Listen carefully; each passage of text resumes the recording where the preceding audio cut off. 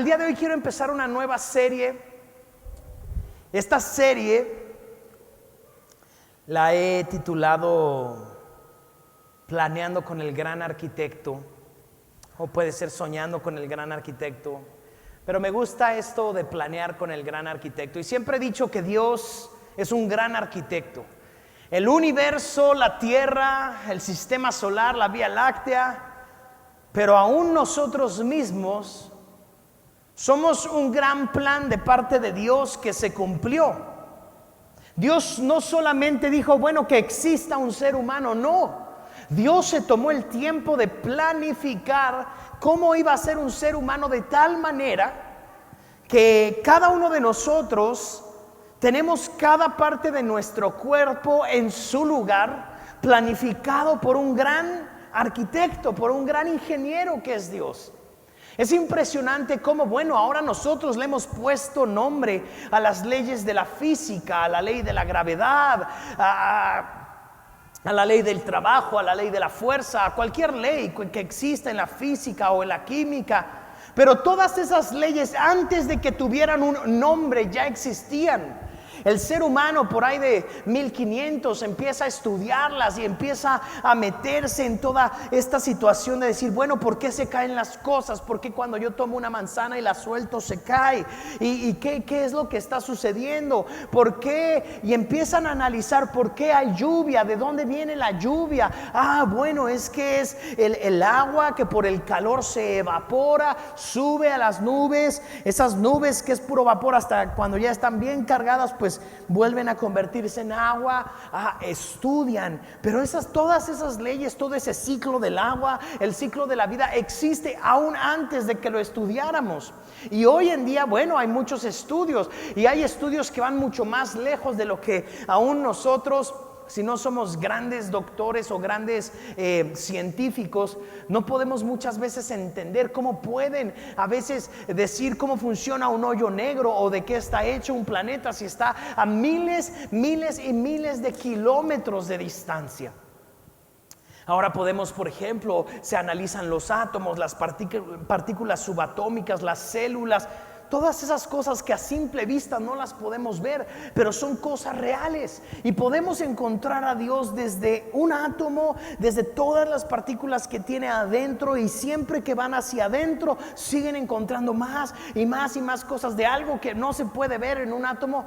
Y aunque no se puede ver, todos creemos que los átomos existen. ¿Por qué? Porque nos lo enseñaron en la escuela. Y muchas veces no creemos que Dios existe porque decimos es que no se puede ver, pero pues los átomos tampoco los podemos ver. Los grandes planetas que nos dicen que están a miles de millones de kilómetros de distancia, no los podemos ver tampoco. Es probable que no veamos ni la luz en el cielo, pero aún así creemos que ahí están. Y ese gran arquitecto no solamente ha planeado tu cuerpo, el universo, los átomos, la naturaleza, no. Ese gran arquitecto tiene un plan para tu vida. Y el versículo que quiero animarte a que memorices es un versículo que es de mis versículos favoritos y que tú me has oído decirlo muchas veces. Jeremías 29:11. Porque yo sé los planes que tengo para ustedes, dice el Señor, son planes de bien y no de mal, y son planes para darte un futuro y una esperanza. Dios tiene planes para ti. Tú no eres una casualidad, tú no eres algo que existió de la nada y que de repente fuiste creado. No, Dios tiene un plan para tu vida. Para este 2025 Dios tiene cosas grandes para tu vida, pero tú y yo tenemos que estar conscientes de eso y tenemos que aprender a escuchar los planes que Dios tiene para nuestras vidas. Y ya que escuchamos los planes que Dios tiene para nuestras vidas, tenemos que aprender a caminar en esos planes y muchas veces luchar para que esos planes se cumplan.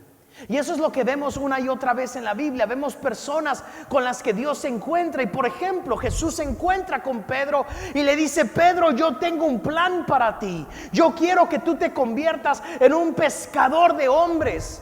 Y Pedro ha de haber pensado: pues ¿cómo es eso? Yo nunca he pescado hombres, lo único que he pescado son peces. Pero Jesús tenía un plan.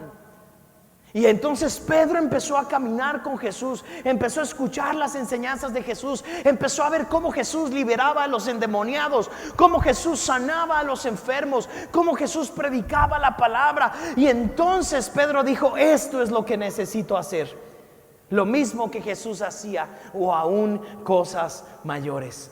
Y entonces Pedro se convirtió en un pescador de hombres. De tal manera que la primera vez que Pedro predica, después de que el Espíritu Santo ha venido, dice que 3,000 personas se convirtieron. La segunda vez que Pedro predica, 5,000 personas se convirtieron.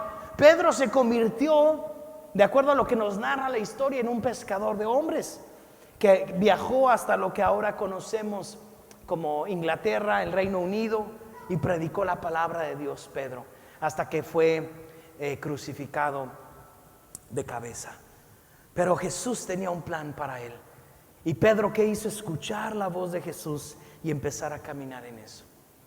El tema que quiero darte el día de hoy en específico es soñando el sueño de Dios.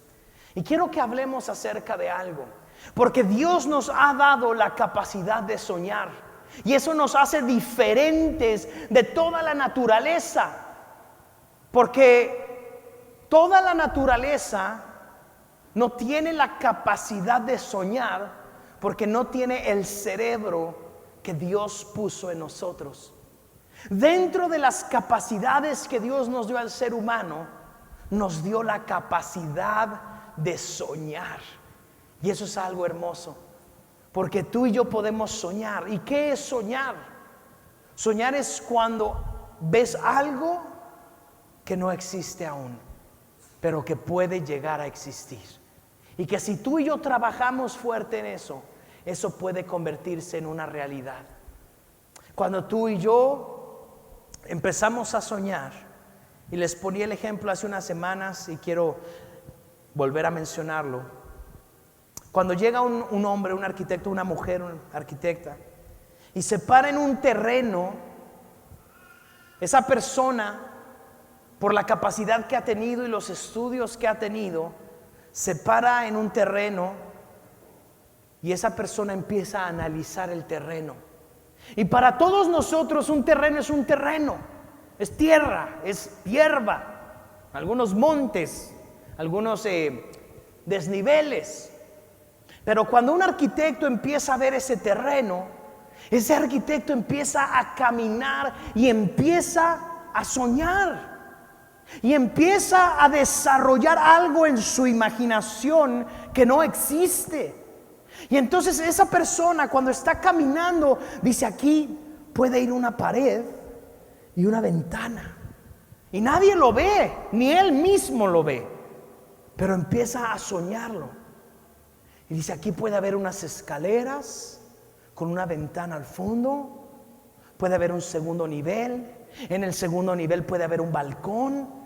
Y empieza a soñar y empieza a ver algo y empieza a construir algo en su mente que no existe. Y entonces, después de que vio el terreno, analizó, tal vez trajo a un topógrafo, midieron y empezaron a ver.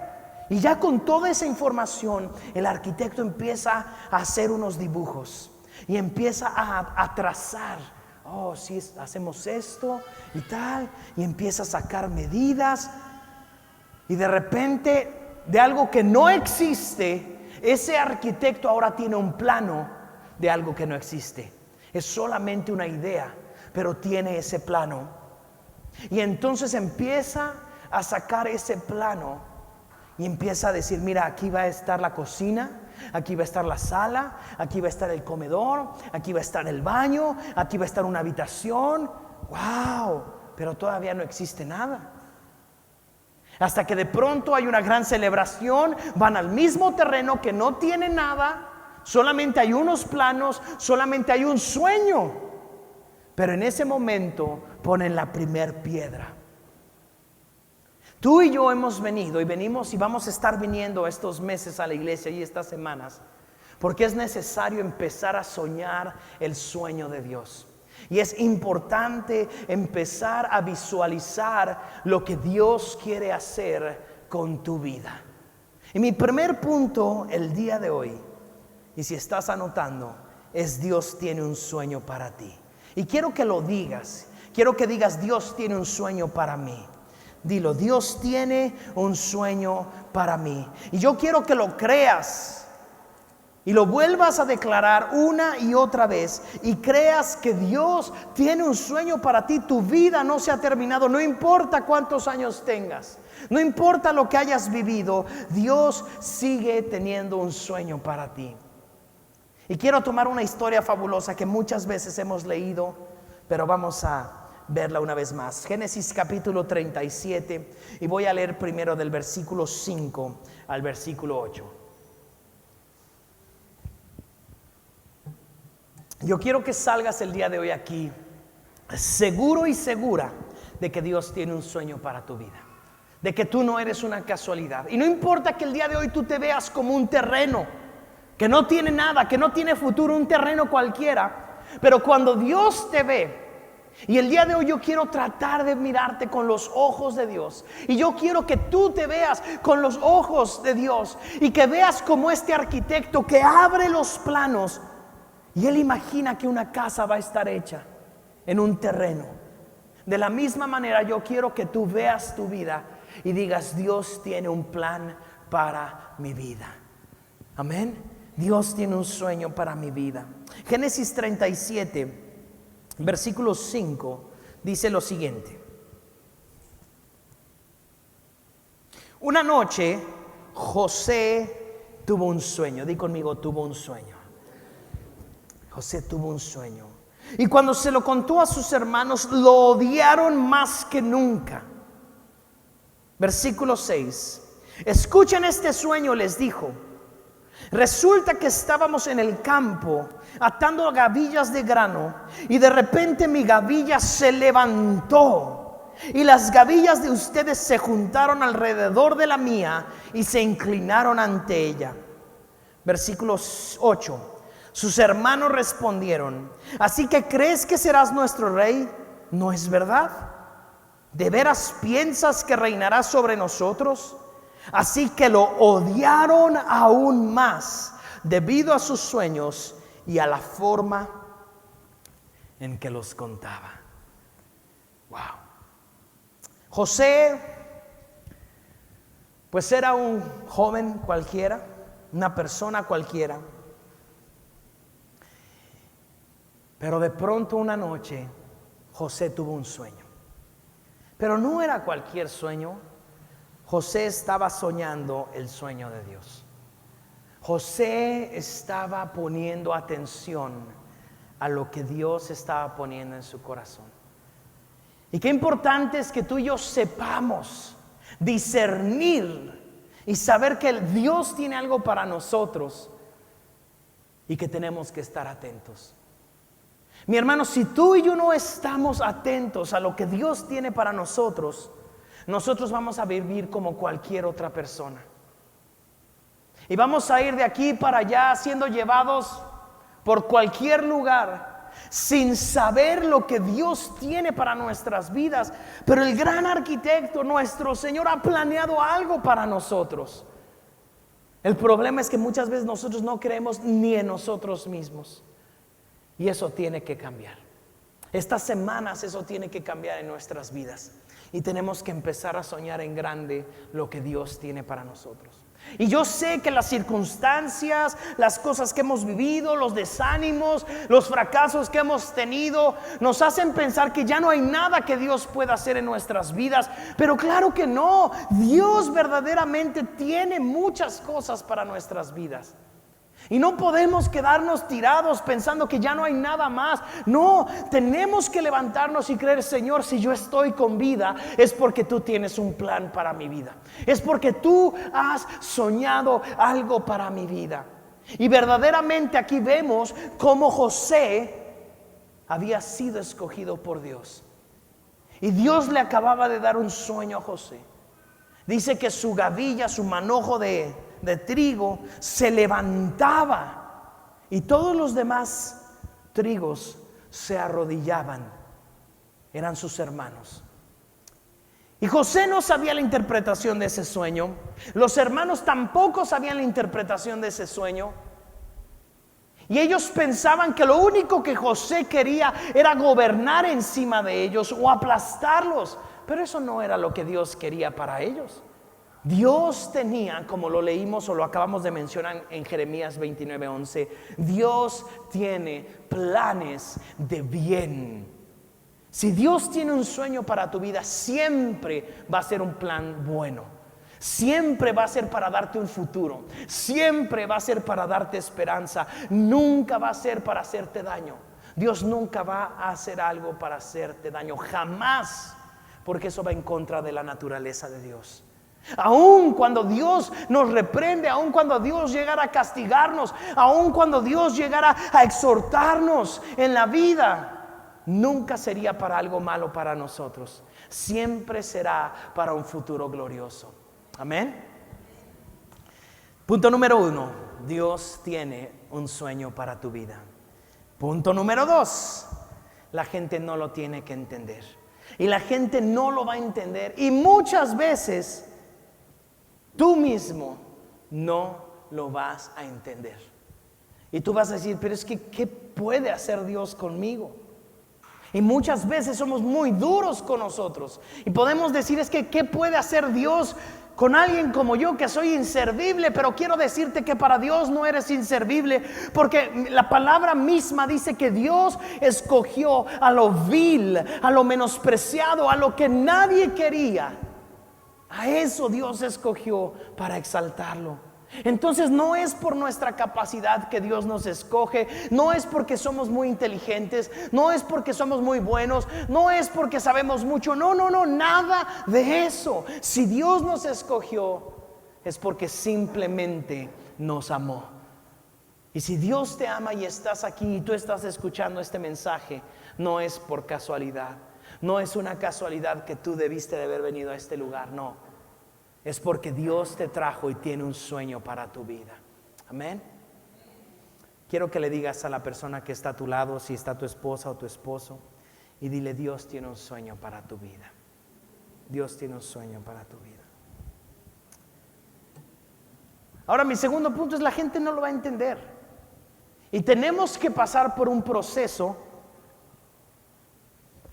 Y quiero que me pongas mucha atención. Porque el primer punto de ese proceso es que cuando tú y yo tenemos un sueño de parte de Dios, lo primero por lo que tenemos que pasar es por el rechazo. Tenemos que pasar por el rechazo. Vamos a pasar por el rechazo. Cuando tenemos un sueño de parte de Dios, la gente se va a burlar de nosotros. La gente nos va a rechazar. La gente nos va a decir, es que tú no puedes, tú no sabes, tú no tienes, tú no eres nadie. Y pensamos, ¿dónde está Dios? Cuando la gente me dice eso, pues Dios está ahí a tu lado. Pero parte del crecimiento en nuestras vidas es el rechazo. Todos los grandes empresarios, tú puedes leer, por ejemplo, la historia de Steve Jobs. Yo me acuerdo, la biografía de Steve Jobs es un libro bastante grande. Y cuando lo leí, tal vez de los libros más gordos que he leído, porque hasta al lado de una Biblia se ve grande. Él fue rechazado y a él, de su propia compañía, que él mismo fundó, un día lo despidieron. Un día lo sacaron y le dijeron, ¿sabes qué? Ya no te queremos aquí.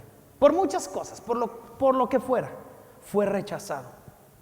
Y tú puedes leer grandes historias de grandes hombres, grandes pensadores, grandes personas, y te aseguro que todas esas personas pasaron por el rechazo. No hay manera de cumplir el sueño de Dios si no somos rechazados, si no se burlan de nosotros, si no somos humillados. Y yo quisiera decirte, no, cuando Dios pone un sueño en tu vida nunca vas a ser humillado. Todos van a creer en ti, todos van a decir, wow, eres lo máximo. Pero eso sería una mentira. Eso sería una mentira muy grande. Cuando tú crees que Dios te va a sanar, la gente va a decir, Dios no te va a sanar. Cuando crees que Dios te va a prosperar, la gente te va a decir, tú no tienes manera de prosperar. Cuando tú crees y tienes un sueño de que aún cosas pequeñas, que tal vez dices, este año voy a bajar de peso, la gente se va a burlar de ti, te va a decir, no vas a bajar de peso nada. ¿Por qué? Porque no has bajado de peso y has tratado 10, 15, 20 años. Y yo estoy aquí para decirte que aunque vivas el rechazo, la burla y la humillación de la gente, Dios puso su mirada en ti. Y cuando Dios puso su mirada en ti, sabía que ibas a pasar por el rechazo. Jesús mismo pasó por el rechazo. Cuando tú y yo leemos los evangelios, dice la palabra que los hermanos de Jesús lo rechazaban, porque ellos no pensaban que Jesús verdaderamente era el Hijo de Dios, y mucho menos pensaban que su madre había sido virgen cuando había tenido a Jesús. Se burlaban de él, burlándose aún de su madre. Lo rechazó uno de sus mejores amigos, Judas lo vendió. En un momento cuando Jesús estaba predicando la palabra, dice que muchos de sus discípulos dijeron: ¿sabes qué? Ya no podemos seguir con lo que tú estás predicando. Se dieron media vuelta y dice que lo dejaron. Conocemos a los 12 discípulos porque son los que están más cercanos a Jesús, pero Jesús tuvo miles de discípulos y muchos de ellos le dieron la espalda. Si Jesús fue rechazado, ¿tú crees que tú y yo no vamos a ser rechazados? Vamos a ser rechazados.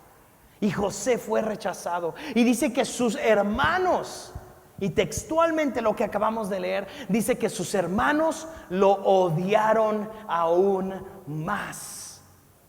Mi hermano, cuando tú y yo tenemos un sueño de parte de Dios, perdón que lo diga, y yo sé que tal vez no es lo que quisiéramos escuchar, pero la gente nos va a odiar. Va a haber gente que nos va a odiar.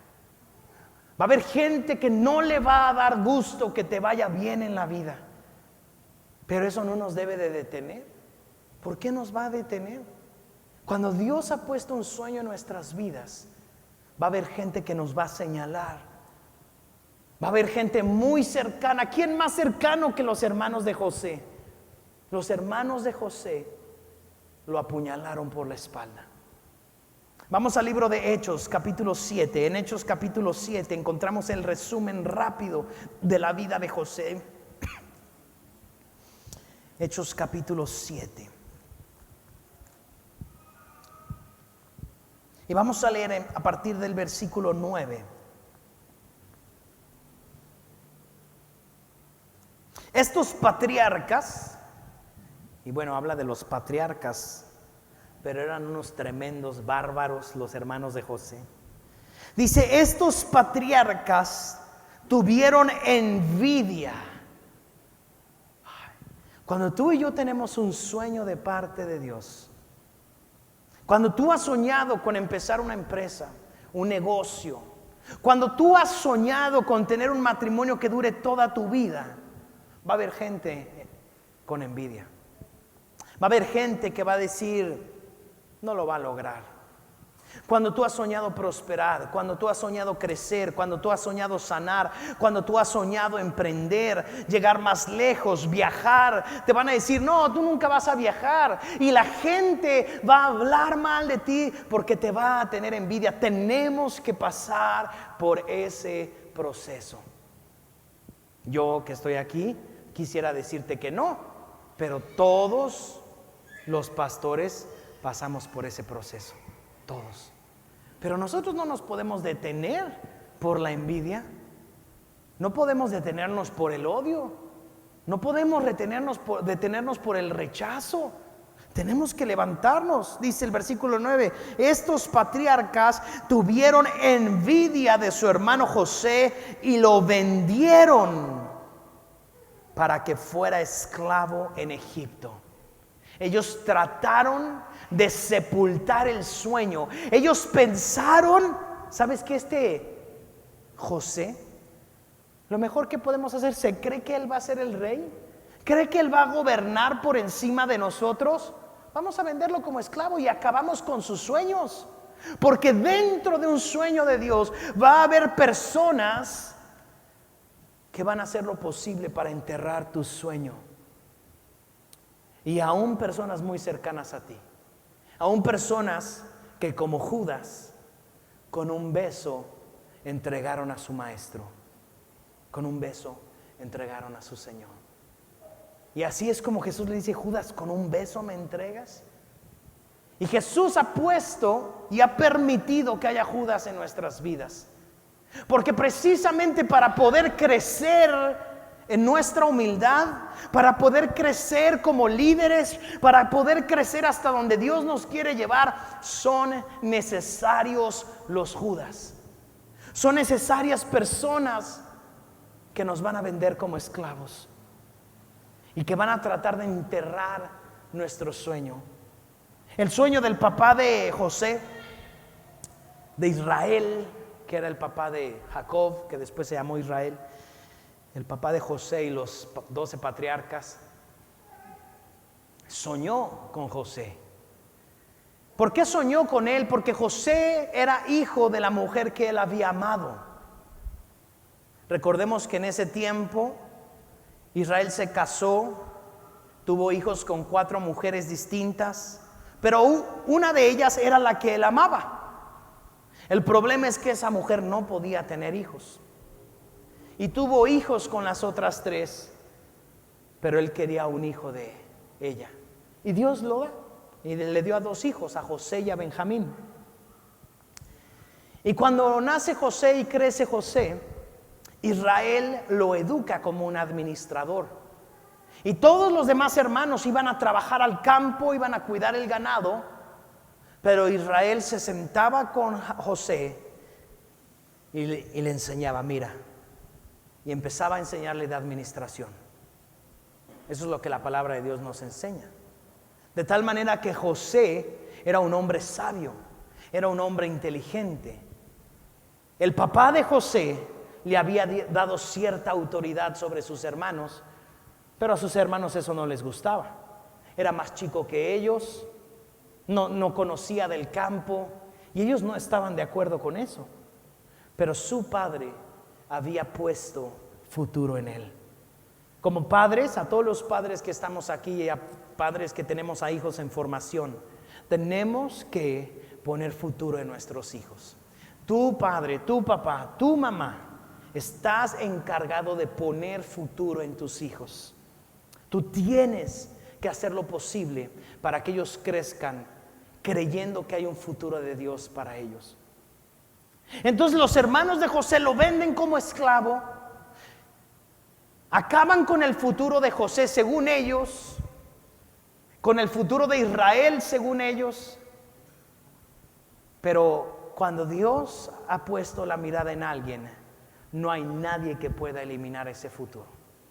Y por eso es tan importante aprender a soñar el sueño de Dios para nuestras vidas. Sigamos leyendo, versículo 10.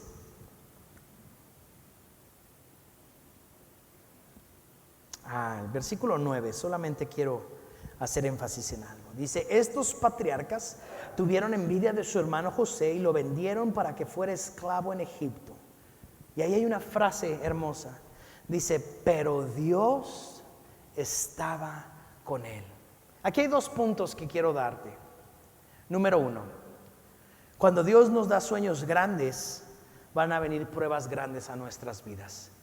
Hablamos ya del rechazo, pero hay otra prueba bien importante que aprendemos a pasar, y es la prueba de la soledad. Cuando nos quedamos solos, cuando no hay nadie a quien recurrir, cuando parece que no hay nadie peleando a nuestro lado y que estamos solos. Eso le pasó a José. Dice que lo aventaron en una cisterna y ahí lo dejaron solo. Y después dijeron, vamos a venderlo. Lo sacan de la cisterna y lo mandan a un país que él no conoce a trabajar como esclavo. Pero lo más importante es esta última frase, pero Dios estaba con él. Tenemos que asegurarnos de algo, iglesia, de que Dios esté con nosotros. No importa si estamos viviendo rechazo, humillación, dolor o soledad o burlas, pero debes de estar seguro de algo, de que Dios está contigo. Si Dios está contigo, tú y yo podemos. Dios está contigo y hay victoria cuando Dios está con nosotros. Versículo 10. Mi cuarto punto es, Dios está contigo. Versículo 10. Y lo rescató Dios de todas, di conmigo, todas todas sus dificultades. Y Dios le mostró su favor ante el faraón, el rey de Egipto. Dios también le dio a José una sabiduría fuera de lo común. Dice el libro de Santiago, capítulo 1, versículo 5: si te hace falta sabiduría, pídela a Dios, el cual te la dará abundantemente y sin reproche. Mi hermano, tú y yo necesitamos sabiduría. Dice aquí que Dios estaba con él. Dice que Dios le libró de todas sus dificultades. Y hay otras dos cosas que dice. Dice que el favor de Dios estaba con José. Y eso es importantísimo, que tengamos el favor de Dios, que tú y yo digamos: Señor, yo quiero tu favor, para que cuando yo entre a la oficina de un cliente, cuando yo vaya a mi casa, cuando yo vaya a hablar con una persona, tú vayas delante de mí. Ese es el favor de Dios. Cuando José es vendido como esclavo a Egipto, dice que Potifar lo puso a administrar su casa y sus negocios, porque se dio cuenta que lo que había aprendido en casa de su padre, la administración le iba a funcionar. No era un esclavo cualquiera, no era cualquier esclavo. Y entonces lo puso a administrar, y dice la palabra de Dios que entonces Potifar empezó a prosperar, porque era un buen administrador, porque José era un buen administrador. Era esclavo, pero hizo que su jefe prosperara. Tú y yo hemos sido puestos en lugares estratégicos para que tú y yo hagamos que otros prosperen. Para eso Dios nos ha puesto a veces en lugares estratégicos. Dios nos ha puesto en Cuernavaca para que Cuernavaca prospere. Por eso nos puso en esta ciudad, por eso nos puso en este país. Y muchas veces no tomamos esa autoridad en serio. Pero Dios nos ha puesto en el lugar donde estamos, en la escuela donde tú llevas a tus hijos. Dios te puso con un propósito. En el lugar donde tú trabajas, Dios te puso con un propósito. En el lugar donde tú vives, Dios te puso con un propósito. Y tenemos que aprender a tomar ese propósito y decir: Señor, aunque no me guste el lugar donde estoy ahorita, porque muchas veces puede no gustarnos el lugar donde estamos, muchas veces. ¿Cuál es la manera en la que Dios nos lleva al siguiente lugar? Cuando nosotros hacemos prosperar ese lugar y dejamos ese lugar mejor que como estaba cuando llegamos. De eso se trata. Para que cuando nosotros nos vayamos, sea porque nosotros hemos sido sabios, hemos tenido el favor de Dios, Dios ha estado con nosotros, y por eso ese lugar prospera. Donde los hijos de Dios estamos, la cosa tiene que prosperar. Nuestro matrimonio no puede seguir igual si tomamos la responsabilidad que a nosotros nos toca. El lugar donde trabajamos, si nosotros somos empresarios, aunque seamos pequeños o medianos empresarios, ese lugar tiene que ser mejor. Los cristianos no podemos tener negocios chuecos. Los cristianos no podemos transar a la gente, verle la cara a la gente. No, tenemos que aprender a hacer que ese lugar sea mejor, porque llegamos nosotros en todos los aspectos. Tienes a Dios de tu lado, el favor de Dios está de tu lado. Si crees que no está el favor de Dios, entonces clama en oración a Él y dile: Señor, yo quiero que tu favor esté conmigo. Yo sé que tal vez hay 20 tiendas de abarrotes, pero yo quiero que la mía sea la que tiene tu favor. Yo sé que tal vez puede haber 20 negocios que hacen lo mismo que yo, pero no todos tienen el favor de Dios.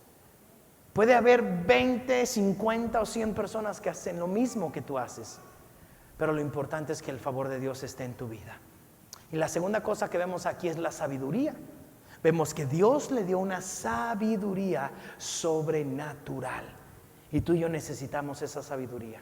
La inteligencia no es suficiente. En los tiempos en los que vivimos, la inteligencia no es suficiente. Una licenciatura no es suficiente, una maestría no es suficiente.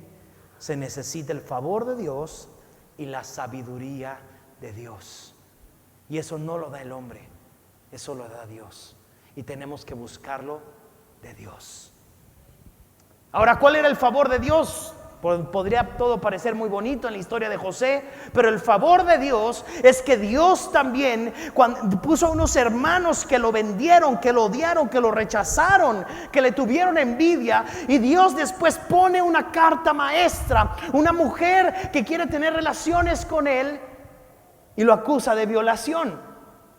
Y eso puede no parecer el plan de Dios, y muchas veces, pero ¿cómo Dios usó esto? Claro, porque gracias a eso lo metieron a la cárcel. Y podemos decir, ¿cómo que gracias a Dios lo metieron a la cárcel? Claro, ese era el proceso que iba a llevar a José a cumplir el sueño que Dios le había dado. Si José nunca hubiera sido vendido como esclavo, él nunca hubiera sido el gobernador de Egipto. Nunca. Porque se hubiera quedado en el lugar donde vivía. Pero Dios vino a sacarlo como esclavo, lo llevan a la casa de Potifar, y ahí Dios usa a una mujer pecadora, a una mujer mentirosa, a una mujer impía que lo acusa de que trató de violarla, y lo meten a la cárcel. Mi hermano, cuando la gente dice mentiras de nosotros, cuando la gente nos da puñaladas en la espalda, cuando la gente trata de humillarnos y trata de meternos en la cárcel, en la soledad, en el rechazo, en la burla, eso a Dios no le quita el sueño. Para Dios ese no es problema. Dios decide usar a esta mujer, y si esta mujer no hubiera sido usada con sus mentiras, con sus falsos testimonios, con todo lo feo y horrible que hizo, José no hubiera ido a la cárcel. Pero dice la palabra de Dios que José fue a la cárcel y que ahí en la cárcel prosperó. De tal manera que lo pusieron a cargo de toda la cárcel, y esa cárcel empezó a prosperar. Yo no sé ni cómo puede prosperar una cárcel, pero prosperó. Algo empezó a suceder.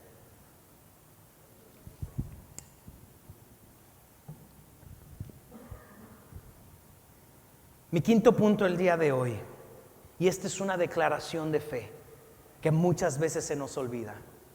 Todo, di conmigo, todo obra para bien. Todo obra para bien. Pero ¿cómo, Señor? ¿Cómo? ¿No estás viendo las mentiras que están diciendo de mí? ¿No estás viendo que me despidieron? A veces Dios quiere llevarte a un lugar, y lo que usa Dios es que te despidan de ese trabajo. Porque si no te despiden, nunca te ibas a mover de ese lugar. A veces Dios usa cosas como esas, porque muchas veces estamos cómodos en un lugar y no hacemos absolutamente nada. Y yo le pido a Dios que nos incomode en noviembre y en diciembre. Y le pido al Espíritu Santo que Él empiece a darte sueños imposibles de cumplir, y que empiece a decirte, sabes que no estás tan grande como tú crees. No has logrado todo lo que yo tengo para ti. Yo tengo más cosas para ti. Porque cuando en Hechos capítulo 2 dice que el Espíritu Santo vino sobre todos, Pedro profetizó y solamente recordó una palabra profética de 800 años antes de él, que decía que cuando el Espíritu Santo descienda sobre nosotros, nos dará visiones y nos dará sueños. A los ancianos les dará sueños y a los jóvenes les dará visiones, dice la palabra en Hechos capítulo 2. Y sobre todos, mujeres y hombres, por igual derramaré de mi Espíritu Santo. Y eso es maravilloso. Eso es glorioso. Así que no somos una iglesia que debamos de quedarnos sentada. Se acabó el tiempo de quedarnos sentados. Es tiempo de levantarnos. Es tiempo de crecer, es tiempo de multiplicarnos, es tiempo de madurar, es tiempo de decir, ¿sabes qué? Es que ya no puedo seguir así. Dios tiene más cosas para mí. Todo obra para bien, aún lo más difícil, obra para bien. Amén. Meten a José a la cárcel, Dios lo prospera en la cárcel, y Dios manda a 2 personas a soñar alrededor de José. Y esos sueños se convierten en el boleto de entrada para que José pudiera gobernar. Pero cuando José llega a gobernar Egipto, él ya había hecho prosperar la cárcel, él ya había hecho prosperar la casa de Potifar, y él ya había hecho prosperar la casa de su padre. José no iba a empezar a gobernar o administrar, no. José era un hombre que Dios había preparado y que aprendió a prosperar en los malos momentos, en los momentos difíciles, en los momentos complicados, que nunca se rajó. Porque lo más fácil cuando nos encontramos en un momento difícil es hacer las cosas mal. Pero José no tomó esa decisión. José decidió ser el hombre que Dios esperaba que fuera. Yo me imagino, aunque no lo dice la Biblia, que cuando esta mujer, por ejemplo, vino a seducirlo para que se acostara con ella, tal vez él pensó, bueno, pues nadie se va a dar cuenta, no pasa absolutamente nada. Pero en ese momento recordó el sueño de Dios y dijo, pero es que si yo hago eso, aunque nadie se dé cuenta, porque eso es lo que muchos piensan, bueno, pues nadie se va a dar cuenta, pero tú y yo no estamos para que nadie se dé cuenta. José tuvo que haber pensado, aunque nadie se dé cuenta, el que me dio un sueño, él sí se ha dado cuenta. Y si yo hago algo en contra de él, ese sueño nunca se va a cumplir. Cuando sus hermanos lo vendieron en esa cisterna, o cuando iba como esclavo, y obviamente un esclavo golpeado, humillado, en algún momento él recordaba ese sueño y decía, Dios, si tú me diste ese sueño, se cumplirá. Y aún en los momentos más difíciles, lo precioso del Espíritu Santo es que aún en los momentos más difíciles, cuando tenemos un sueño de Dios, dormimos y el Espíritu Santo nos recuerda ese sueño y nos dice, tú no eres igual a todos, tú no eres cualquier persona, hay un sueño que yo deposité en tu vida. Entonces tú y yo no podemos rendirnos ante cualquier situación y ante cualquier circunstancia, porque hay un sueño de Dios para nuestras vidas. Amén. Sigamos leyendo para terminar. Versículo 10, voy a volver a leer. Y Dios lo rescató de todas sus dificultades, y Dios le mostró su favor ante el faraón, el rey de Egipto. Dios también le dio a José una sabiduría fuera de lo común, de manera que el faraón lo nombró gobernador de todo Egipto y lo puso a cargo del palacio. Versículo 11, entonces un hambre azotó a Egipto y a Canaán. Hubo mucho sufrimiento y nuestros antepasados se quedaron sin alimento. Mi hermano, vivimos tiempos de hambre, vivimos tiempos de sufrimiento, vivimos tiempos de dolor, vivimos tiempos donde la gente está desesperada sin Cristo. La gente no sabe qué hacer, la gente pone su fe y su esperanza en el gobierno, la gente pone su fe y su esperanza en proyectos futuros, la gente pone su fe y su esperanza en cosas que a la mera hora se desmoronan. Pero tú y yo sabemos que nuestra fe y nuestra esperanza debe de estar en Cristo. Y cuando ponemos nuestra fe y nuestra esperanza en Cristo, sabemos que tú y yo hemos sido llamados para este tiempo de sufrimiento del mundo, este tiempo de dolor del mundo, para ser la esperanza para este mundo. Tú y yo somos ese José ahora en este mundo. Y tú y yo en cada lugar donde Dios nos ha puesto tenemos que ser luz. Tenemos que ser luz. Tenemos que ser fe. Tenemos que ser esperanza. Tenemos que hablar esperanza. Tenemos que hablar fe. Versículo 12. Jacob oyó que aún había grano en Egipto, por lo que envió a sus hijos, nuestros antepasados, a comprar un poco. La segunda vez que fueron, José reveló su identidad a sus hermanos y se los presentó al faraón. Versículo 14, y con esto terminamos. Después José mandó a buscar a su padre Jacob y a todos sus parientes para que los llevaran a Egipto. 75 personas en total. José vino a traer salvación. Y mi último punto, el sexto punto el día de hoy, el sueño de salvación que Dios le había dado a José se cumplió. El sueño de Jesús, el sueño de Dios para José no es que lo adoraran, no es que se postraran, ese no era el sueño. El sueño es que un día Dios lo iba a levantar para traer salvación. Ese era el sueño de Dios. Y Dios usó todo el proceso de la vida de José. Y mi hermano, yo sé que tú has vivido un proceso. Todos los que estamos aquí hemos vivido un proceso. Todos hemos vivido circunstancias, dolor, vida, rechazo, humillación. Pero hay un propósito. Hay un propósito. Lo que tú has pasado hasta el día de hoy, escúchame bien lo que te voy a decir. No solamente es una experiencia que tú viviste por sí sola. Es una experiencia que Dios te ha dejado para traer salvación. Hay miles de personas que están atravesando lo que tú has atravesado. Hay miles de personas que necesitan tu testimonio, tu vida, tu fe, tu esperanza. Mi hermano, yo como pastor, yo he tenido mis circunstancias, mis rechazos, mis humillaciones, mi soledad. Claro, para que en mi círculo cercano yo pueda impactar.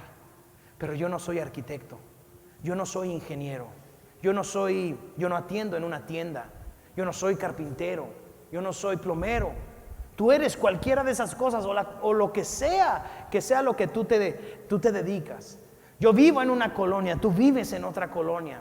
Y Dios te ha dado una influencia en esa colonia, en ese trabajo, en esa escuela, en esa familia, en ese lugar donde tú vives, para traer salvación, como José.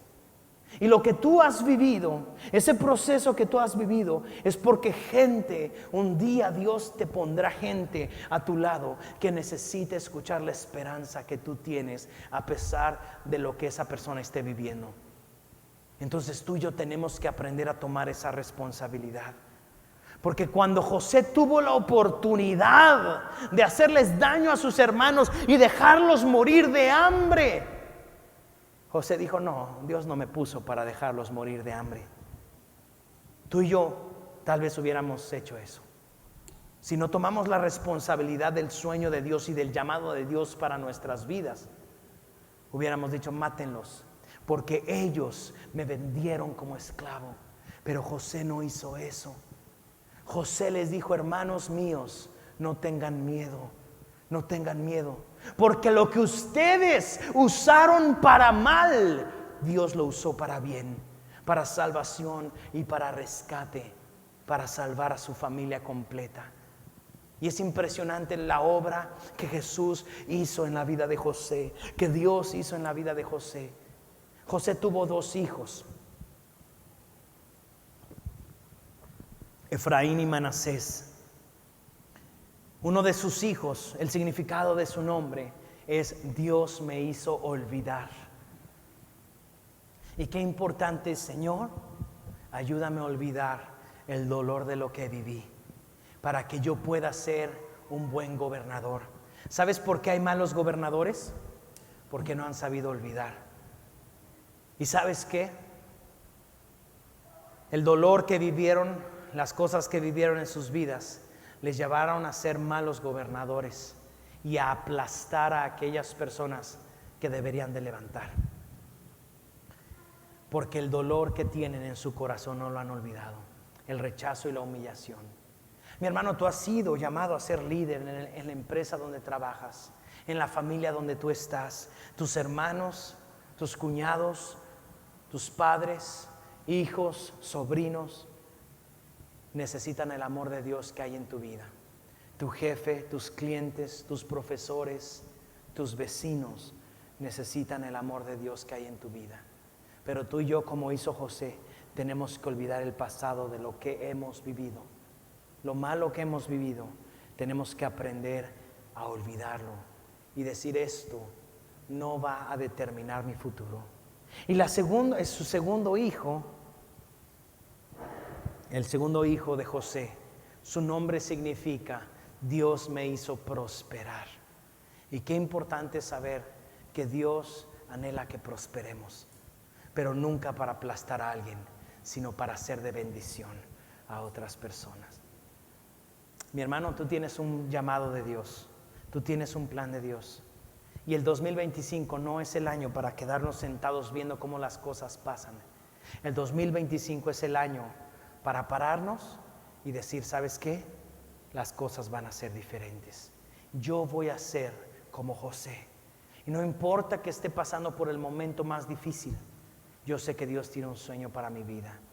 Y yo sé que voy a prosperar, aún en el lugar más complicado, voy a prosperar, porque Dios está conmigo. Y número 2, yo sé que Dios me ayudará a olvidar, para que yo sea una persona que sane, una persona que restaure, una persona que libere, en el nombre de Jesús. Amén.